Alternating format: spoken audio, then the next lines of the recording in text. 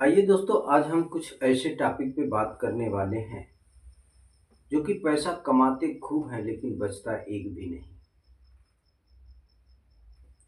जिस प्रकार इंसान पैसा कमाता रहता है और खर्च करता चला जाता है,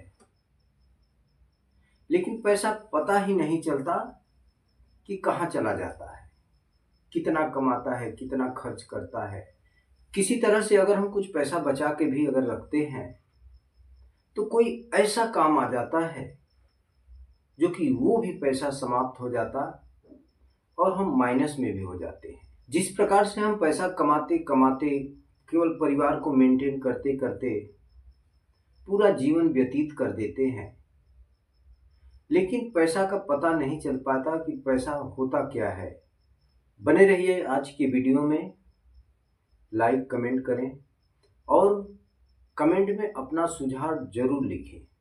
पैसे को छोड़ दीजिए, पहले हम आज बात करेंगे पूरे महीने के खर्चे की तरफ कि एक महीने में हम कितना पैसा कमाते हैं और कितना खर्च करते हैं।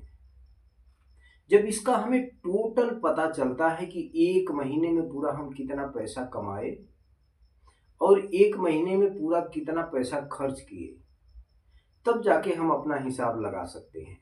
एक महीने का हम इसलिए बात कर रहे हैं क्योंकि एक महीने में अगर हम काम करते हैं तो 22 से 27 दिन काम करते हैं, बाकी हमारा नागा चला जाता है। अगर हम कोई धंधा बिजनेस करते हैं तो किसी दिन कम होता है, किसी दिन ज्यादा होता है।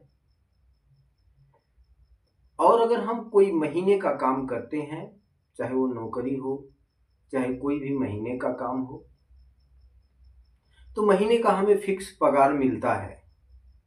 उसी में पूरे महीने हमको मेंटेन करना पड़ता है। अब हम बात करेंगे मेन मुद्दा पे। पहले हमें पूरे महीने का खर्च जोड़ना होगा कि एक महीने में हमने कितना पैसा खर्च किया। अभी हम पहले महीने का खर्च जोड़ेंगे। जैसे कि पहले हम पूरे महीने का खर्च जोड़ेंगे।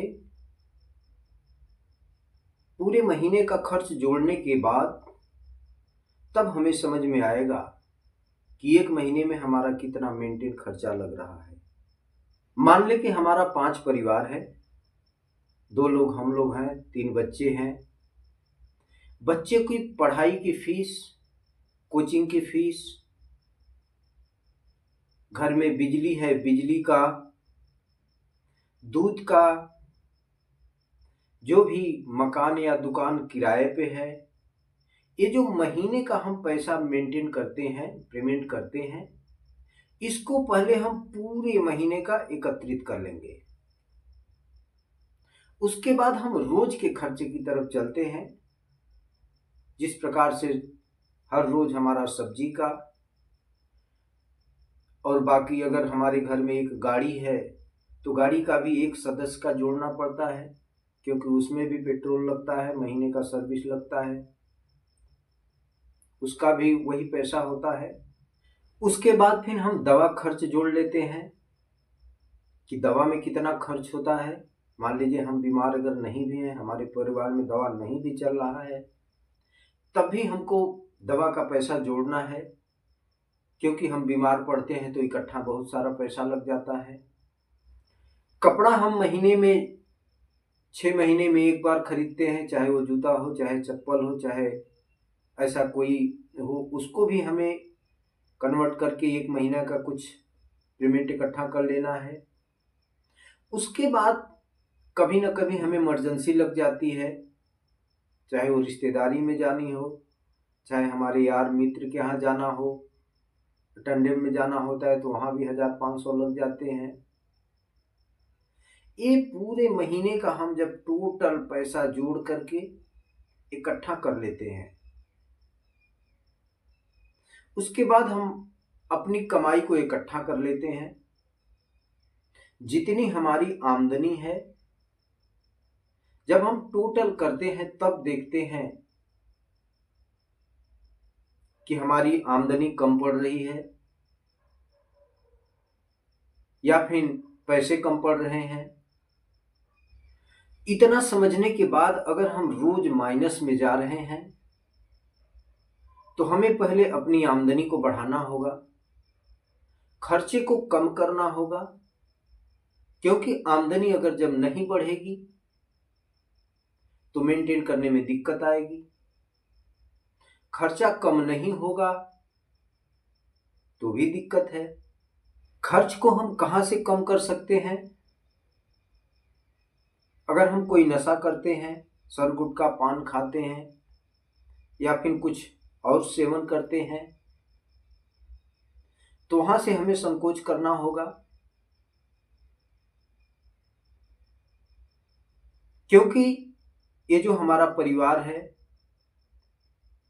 नशा के कारण बिगड़ता है। कहा भी गया, कभी कोई भी नशा न करना, इनसे होती हानि है, सदा इसी के कारण बिगड़ी जीवन की कहानी है। जब हम कोई नशा करते हैं तो हमारा परिवार बिखर जाता है, हमारे परिवार में अनेकों प्रकार की दिक्कतें आती हैं,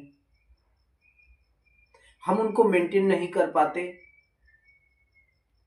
हमसे पूरा खुद परिवार परेशान रहता है।